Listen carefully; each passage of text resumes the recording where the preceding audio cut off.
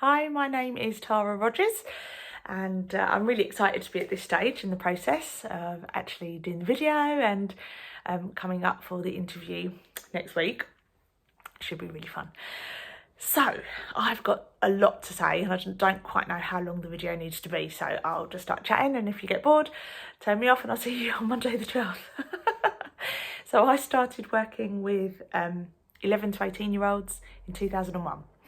And I used drama and dance to engage them and get them off the streets into a youth centre, and ran a project that had other creative elements to it as well, but my part was the dance and the drama. And yeah, that was how I started, really. I did a degree, Bachelor of Arts in Theatre Studies at Huddersfield Uni, where I was really interested in physical theatre, Greek theatre, commedia dell'arte, and loved the idea that what was going on the inside could be expressed physically and actually manifest itself physically as well. And so I did a whole dissertation around that and the connection between mind and body, and how Western practices kind of put that to the side, whereas Eastern practices tend to value that a lot more. And I looked at Nicolas Nunez. Sadly, I can't remember it all, and there was a whole lot going on there that I won't go into now, but I wasn't able to get back to uni in time to get my dissertation. They'd thrown it away. So I would love to reread that. But anyway, so fast forward 2001, and having a great time working with schools, working with PRUs, working in the education system with the council, with young people at risk of exclusion, and running drama throughout that. Really seeing the benefit of using drama and helping and storytelling and helping young people learn through those techniques was really great. Real good times. 2004, the money ran out, so government changed, and I decided to strike out on my own and to develop a performing arts organisation. And a girl that I had actually previously taught in the previous project came with me. She was now 19 and had become my assistant anyway in the project, and really was interested in what I was doing, and we became best friends, and it was really great, really cool story. And she came and worked with me, and we worked in schools again. We ran after school clubs. I taught myself street dance, and we worked with young people. We put on shows. We worked in prisons, youth offenders units, using again movement and drama. And particularly in the prison, I wrote about this in my application form actually, seeing a real kind of cathartic release, and young people able to express what had happened and what they'd been through as a result of home life and different experiences which had led them to be in this situation, incarcerated, and just being able to tell their story through drama was really incredible. So it was really great times. And yeah, so we set up this theatre company, and we were in schools and up and down the country, Kent, southeast, working with all these 11 to 18-year-olds. Great time. We ran stuff for the council, so we ran Easter clubs and summer holiday clubs, and they performed, and it was just amazing, great time. Then into that project, my friend, obviously we were really good friends at this point, and she began, because obviously there was a lot of trust there, she said, Taz, there's some stuff I need to tell you. And it was about her childhood and the things that she'd endured and gone through. But she had no words for it. She couldn't articulate what was going on for her. And so we began to use different techniques, and I began to use drama and movement and touch and different things like that allowed her to speak, but without words, if you know what I mean, and express herself on what had happened to her. And it took a long time. It took, sometimes hours of sitting there and trying different things, because she wanted to tell me but wasn't able to. And eventually she was able to express to me what had happened to her, and the abuse she'd sustained at the hands of family members.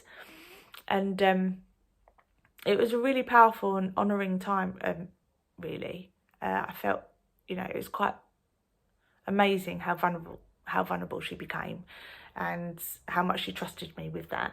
And so we began to, as a result of that, and seeing her whole demeanour change actually, as she was able to express what had happened and then begin to work through that and process it, we began to dream about a centre where other young people could do that, and young adults and those that have had trauma of any kind would be able to come and express themselves using drama and movement and storytelling.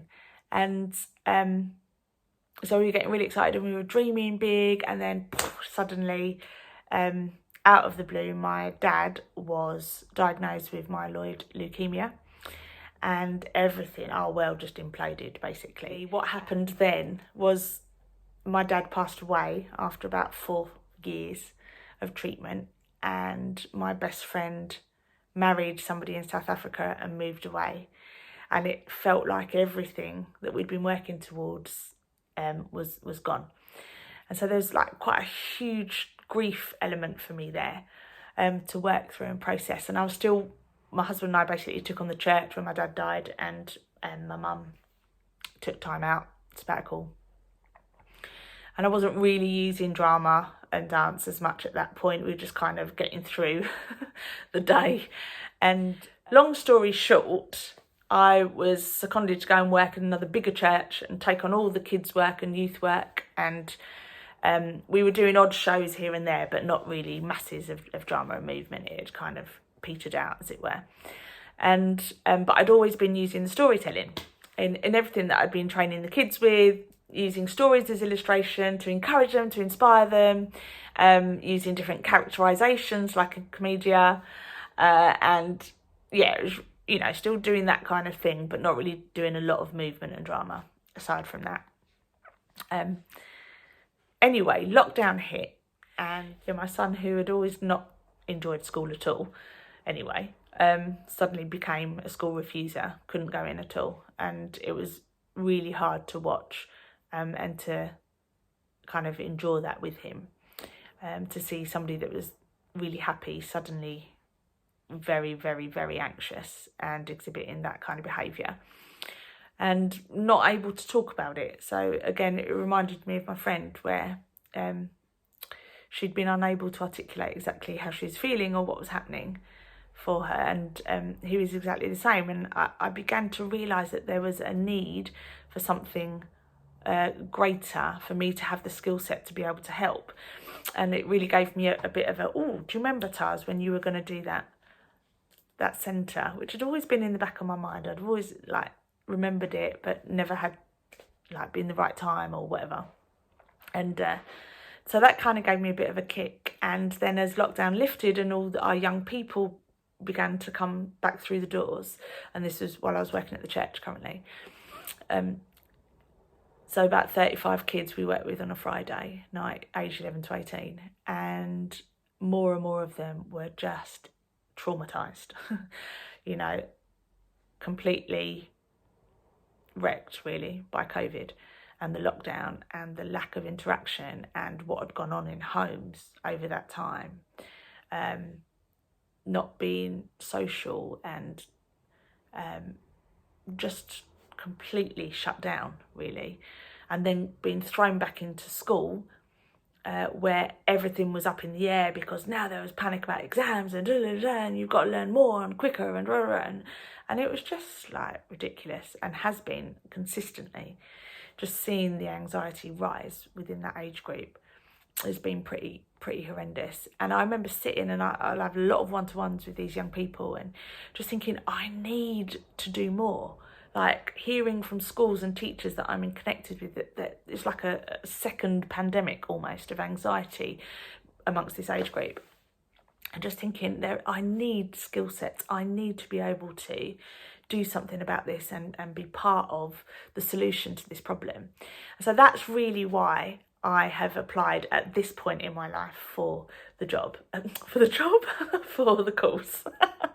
And because I want to learn how to do therapeutic practices much better, or just learn how to do it. Because when I looked then at the Sesame technique and its storytelling and movement and drama and touch, I just thought, oh my gosh, I never knew about it, and I've been kind of doing that stuff, but I'm not trained in it. I don't know how to properly do it, you know.